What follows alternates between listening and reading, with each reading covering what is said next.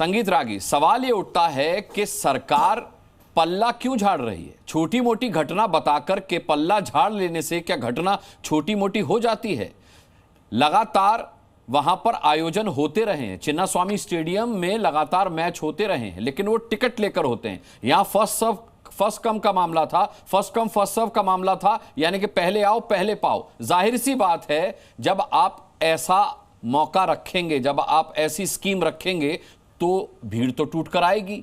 हमने एक दिन पहले देखा था जब आरसीबी जीती थी तो स्टेडियम में किस तरीके के जश्न का माहौल था।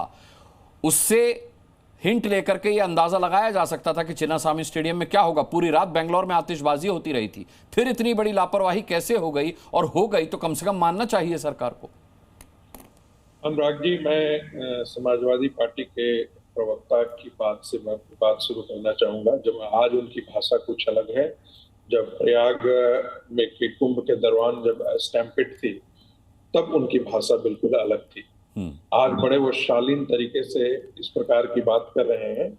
तब वो यही कहते थे कि क्या भारतीय जनता पार्टी कितनी हत्या की है भारतीय जनता पार्टी ने। कुंभ की आस्था में तो करोड़ों लोग पहुंचे थे, लेकिन समाजवादी पार्टी ने आरोप लगाया था ये हत्या की गई है। दूसरी बात, और कांग्रेस पार्टी ने भी यही रवैया अपनाया था। तब उनकी भाषा से ऐसे जो है वो मधुर शब्द नहीं निकल रहे थे जो आज निकल रहे हैं। अखिलेश यादव का एक ट्वीट था, क्या यही विकसित भारत की तस्वीर होगी जिसमें आप ट्रैफिक मैनेजमेंट नहीं कर पा रहे हैं?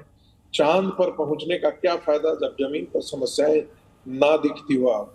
ये किसका ट्वीट था? ये अखिलेश यादव का था। सहानुभूति के शब्द नहीं थे, सिर्फ एक शातिर राजनीतिक बोल रहा था अखिलेश यादव। और राहुल गांधी से लेकर के तमाम कांग्रेस के धुरंधर नेता आस्था पे कुंभ जो है भारतीय अस्मिता, भारतीय आस्था का प्रतिनिधित्व करता था, उस पर भी तमाम प्रकार की अनर्गल और बेहूदी बातें की थी। ये बताने की दोहराऊंगा तो कुछ समय चला जाएगा।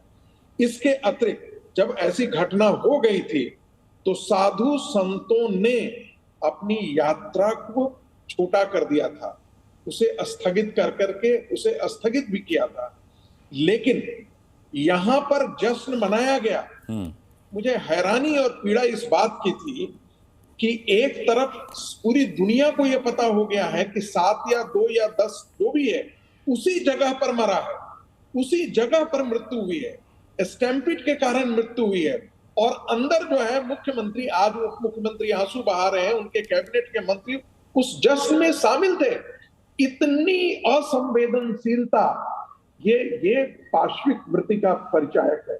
ये मैं चाहे वो कोई भी हो, इतनी आप कैसी आपकी संवेदनाएं मर गई हैं। बाहर शिव कुमार रो रहे हैं, लेकिन आप फिर ऐसी स्थिति थी तो आप उसमें शामिल क्यों हुए? आपको शामिल नहीं होना चाहिए था। तीसरी बात, कांग्रेस के प्रवक्ता ने जो कहा वो पूरा का पूरा गलत ही उन्होंने बयान किया, जिसका जिक्र के शर्मा जी ने किया था। उससे बड़ा एक और सवाल उठाना था। मात्र यह एक क्लब था जिसकी जीत हुई थी। ये कोई कर्नाटक की अस्मिता का प्रश्न नहीं था, ये बेंगलोर की अस्मिता का प्रश्न नहीं था। ये बेंगलोर एक नाम दिया गया था जिसमें खेल कहां से रहे थे, कई स्टेट्स के प्लेयर उसमें खेल रहे थे। यह एक मात्र एक क्लब की जीत थी। उस क्लब की जीत को कर्नाटक की अस्मिता के रूप में प्रदर्शित करने का कुकर्म किसने किया? ये वहां के राजनीति सीधा रवैया ने किया, वहां के डीके शिवकुमार ने किया, वहां के जो कांग्रेस की सरकार थी और कांग्रेस का जो पूरा प्रशासनिक तंत्र था उसने किया है। तो दोषी सबसे बड़ा वही है। दूसरी बात, जो पुलिस कमिश्नर का स्टेटमेंट है, पुलिस कमिश्नर ने कहा कि हम ट्रैफिक मैनेजमेंट नहीं आज हम कर सकते हैं। मजेदार बात है कि आरसीबी के प्लेयर्स को बाहर जाना था, उन्होंने कहा कि हम मात्र उसी दिन अवेलेबल हैं, उसके बाद अवेलेबल नहीं है। अरे भाई, ये जश्न बाद में भी हो जाता, 2-4 प्लेयर नहीं रहते, कोई बात नहीं थी, ये हो सकता था, संभव हो सकता था। नहीं, यदि हमको ये निर्णय किसने किया था कि आज ही होना चाहिए, ये निर्णय सरकार का निर्णय था। ध्यान रखिएगा, ये निर्णय कि आज ही हो, ये कोई उस क्लब का निर्णय नहीं था, ये निर्णय सरकार का निर्णय था। इसलिए सरकार पूरी तरीके से इस मामले में सिर्फ और सिर्फ सरकार दोषी है। क्लब अपना प्रपोजल दे सकता है, उसमें सारे के सारे उसका अप्रूवल जो था वो सरकार को ही देने होते हैं। ठीक है संगीत रागी, मैं लौटता हूं आपके पास। मैं इमरान पाशा का रुख करूं उससे पहले विवेक श्रीवास्तव जी, क्या आप मानते हैं सरकार दोषी थी? कल डीके शिव कुमार ने बताया था कि स्टेडियम के बाहर व्यवस्था में 5000 पुलिसकर्मी लगे हुए थे। आज जब हाईकोर्ट को जवाब दिया गया, जानकारी दी गई, तो बताया गया कि 1000 पुलिसकर्मी मौजूद थे। यानी कि झूठ शुरू से ही, कल से ही चला आ रहा है। ऐसे में किस तरीके की जांच होगी और क्या जांच का नतीजा निकलेगा? सरकार क्यों पल्ला झाड़ रही है? अगर गलती हुई है, लापरवाही हुई है, तो मान लेना चाहिए। नहीं, देखिए, इसको देखने के दो तरीके हैं। अब ठीक है, उनकी सरकार है, कांग्रेस की सरकार है, मुख्यमंत्री है सिद्धारमैया, शिव कुमार जी बड़े नेता है वहां पर। तो अगर आप कहेंगे साहब, तो कोई भी अगर हादसा होता है तो जिम्मेदारी सरकार की है। बड़ा अच्छा स्टेटमेंट है साहब, लेकिन ये तो फिर सबके लिए लागू है, हर राज्य के लिए लागू है। लेकिन दूसरी बात, और भी चीजें होती है। ऑर्गेनाइजर कौन था? क्या ऑर्गेनाइजर कर्नाटका सरकार थी? Was it a government event? ये पहला सवाल। दूसरा सवाल, क्या इंटीमेशन था? हमने अभी जंतर मंतर पे एक प्रोटेस्ट किया था यही दिल्ली में, क्योंकि रेखा गुप्ता की सरकार झुग्गियां तोड़ रही थी और लेफ्ट का जॉइंट इवेंट था। बड़े बड़े नेता सब आए थे, तो हमसे पहले बोला कि साहब आप लिख करके दीजिए, बताइए आपके प्रोटेस्ट में कितने लोग आएंगे कि और हम क्या बंदोबस्त करें। हमसे पुलिस ने पूछा, और ये प्रोटोकॉल है सर, ये प्रोटोकॉल है।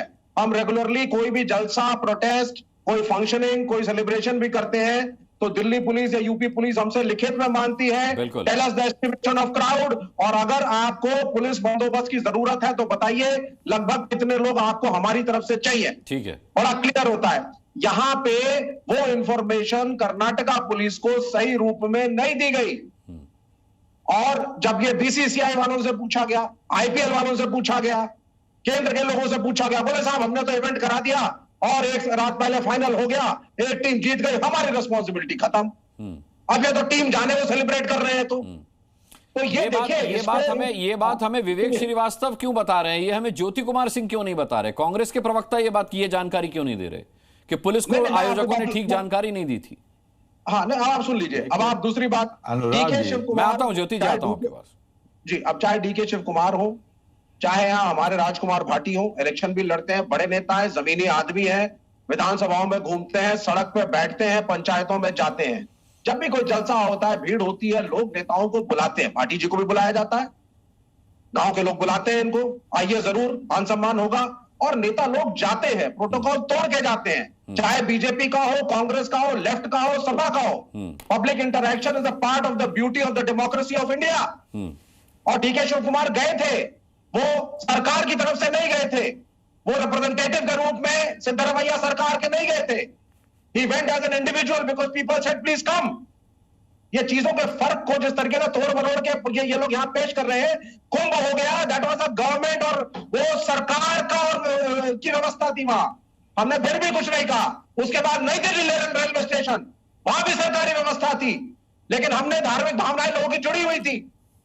और योगी साहब यहाँ तो लेकिन विवेक जी, यहाँ तो आयोजन में सरकार खुद मौजूद थी, डायरेक्टली इन्वॉल्व थी, मुख्यमंत्री वहां मौजूद थे। बताइए ना मुझे, मुख्यमंत्री वहां मौजूद थे। नहीं, आप गलत बातें हैं। कौन ऑर्गेनाइजर था?